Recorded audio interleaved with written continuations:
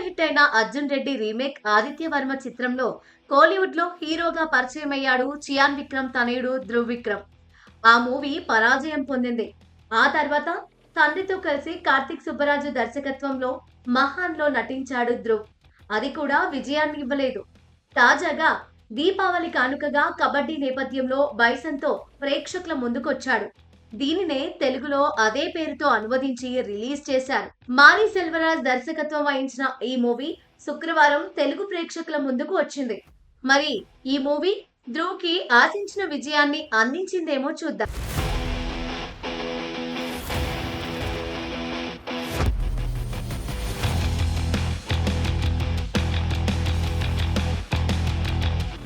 తమిళనాడులోని ఓ మారుమూల గ్రామం అది. అక్కడ ప్రతి ఒక్కరిలోనూ కబడ్డీ ఆట భాగమై ఉంటుంది. కానీ కులాలు, రాజకీయాలు, పగ, ప్రతీకారాలు వంటి కారణాలతో ఆసక్తి ఉన్నా ఆ ఆట వైపు ఎక్కువగా దృష్టి సారించరు. వనతి కిట్టయ్యకు అదే పరిస్థితి ఎదురవుతుంది. చిన్నప్పటి నుంచి కబడ్డీ అంటే ఎంతో ఇష్టం. కానీ తండ్రి వేలుస్వామి తనకు ఎదురైన అనుభవాల వల్ల కిట్టయ్యను కబడ్డీకి దూరంగా ఉంచుతాడు. తండ్రిని కాదని కిట్టయ్య ప్రయత్నం చేసినా ఊర్లో తన తండ్రితో విభేదాల వల్ల కిట్టయ్యను కబడ్డీ కెప్టెన్ ఆటలో చేర్చుకోడు. బయట టీముల్లో ఆడటానికి ఎవరూ ఎంకరేజ్ చేయరు. కిట్టయ్యకి కబడ్డీ మీద ఉన్న ఆసక్తిని గమనించి అతడిని స్కూల్ టీముల్లోకి తీసుకుంటాడు పీఈటీ మాస్టర్. స్కూల్ స్థాయిలో మొదలైన కిట్టయ్య ఆట జాతీయ, అంతర్జాతీయ స్థాయికి చేరుకుంటుంది. ఇంటర్నేషనల్ లెవెల్ కి వెళ్ళడానికి కిట్టయ్యకు ఎదురైన ఇబ్బందులు, సవాళ్లు ఏంటి? వాటిని కిట్టయ్య అలియాస్ బైసన్ ఎలా అధిగమించి లక్ష్యం చేరుకున్నాడన్నదే కథ. 1993లో జపాన్లో నిర్వహించిన ఏషియన్ గేమ్స్ లో పాకిస్తాన్ పై ఇండియాను గెలిపించిన మనతి పి గణేశన్ బయోపిక్ ఇది. కబడ్డీ ఆట ఇతివృత్తంగా సాగే కథ ఇది. ఓ సాధారణ గ్రామీణ ఆటగాడు అంతర్జాతీయ స్థాయి ఆటగాడిగా ఎదిగే క్రమంలో ఎలాంటి సవాళ్లు ఎదురయ్యాయి, తను అనుకున్నది ఎలా సాధించాడు, ఈ జర్నీలో ఆ ఆటగాడిని కులం, పగ, ప్రతీకారం, ఆధిపత్యం వంటి అంశాలు ఎలా పట్టి పీడించాయనేదే ఈ సినిమా ఇతివృత్తం. దర్శకుడు మారీ సెల్వరాజ్ సినిమాలన్నీ తన జీవితంలో చూసిన, ఎదురైన అనుభవాల నేపథ్యంలోనే ఉంటాయి. బైసన్ కూడా ఆ తరహా చిత్రమే అయితే ఈసారి కులానికి కబడ్డీ ఆటను జోడించాడు. ఆయన హీరోగా భావించే కాలమాడన్ అనే కబడ్డీ ఆటగాడి జీవితం ఆధారంగా ఈ చిత్రాన్ని తెరకెక్కించాడు. లాల్, అమీర్ పాత్రల ద్వారా సమాజంలో వివక్ష ఏ కారణం లేకుండా ఎలా మొదలవుతుంది, దాని మూలాలకు ఎందుకని ఎవరు అడ్డుకట్ట వేయలేకపోతున్నారు, ప్రశ్నిస్తే ఏమవుతుంది అనే అంశాలకు కబడ్డీని జోడించి తీసిన సినిమా ఇదే.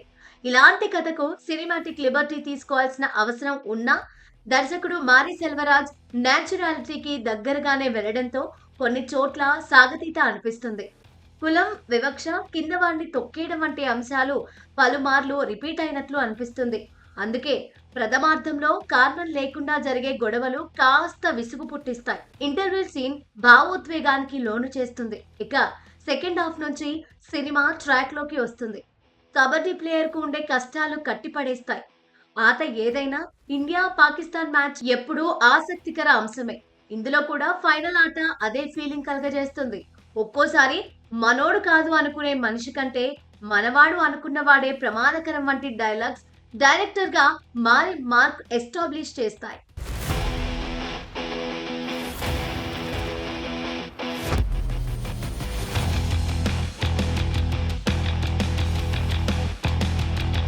ఒక పాత్ర రియలిస్టిక్ గా ఉండాలంటే దానిపై ఎంతో కసరత్తులు చేయాలి. కబడ్డీ ప్లేయర్ గా కనిపించడానికి ఎంతో స్టడీ చేసి తన బాడీ లాంగ్వేజ్ ని ఓన్ చేసుకోవాలి, టెక్నిక్స్ నేర్చుకోవాలి. ఈ సినిమాలో బైసన్ గా నటించడానికి ధ్రువ్ విక్రమ్ వారాలు కాదు, నెలలు కాదు, 2.5 ఏళ్ల పాటు ఒక ఊర్లో ఉండి కబడ్డీ ఆటగాళ్ల తీరు, వ్యవహార శైలిని ఓన్ చేసుకొని పాత్ర పోషించాడని విన్నప్పుడు తనకు తండ్రి విక్రమ్ పట్టుదలే వచ్చిందనిపించక మానదు.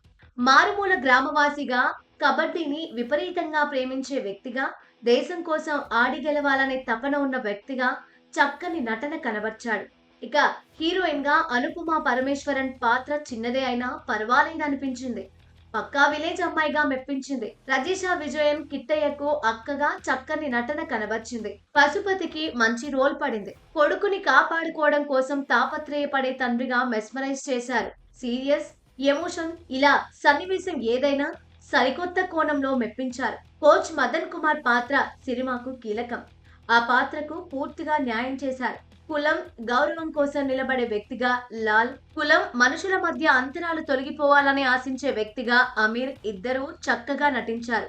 సాంకేతిక నిపుణుల విషయానికి వస్తే సినిమాటోగ్రాఫర్ ఎల్లిలరసు పల్లె అందాలను చక్కగా క్యాప్చర్ చేశారు. 1993 రోజుల నేటివిటీని అద్భుతంగా చూపించాడు. ఆర్ట్ వర్క్ కూడా బావుంది. నివాస కె ప్రసన్న సంగీతం అక్కడక్కడ హెవీ అనిపించింది. ఎడిటర్ శక్తి తీరు తన కత్తెరకు కొంచెం పనిపెట్టి ఉండాల్సింది. నిర్మాణ విలువలు బావున్నాయి. ఓవరాల్ గా చూస్తే ఫీల్ గుడ్ మూవీ ఇది. ఆసాంతం తమిళ నేటివిటీతో సాగే ఈ సినిమాను తెలుగువారు ఎంతవరకు ఓన్ చేసుకుంటారో చూడాలి. ఒక్కటి మాత్రం నిజం, ఇందులో నటించిన పలువురు నటీనటులను అవార్డ్స్ వెతుక్కుంటూ రావడం ఖాయం.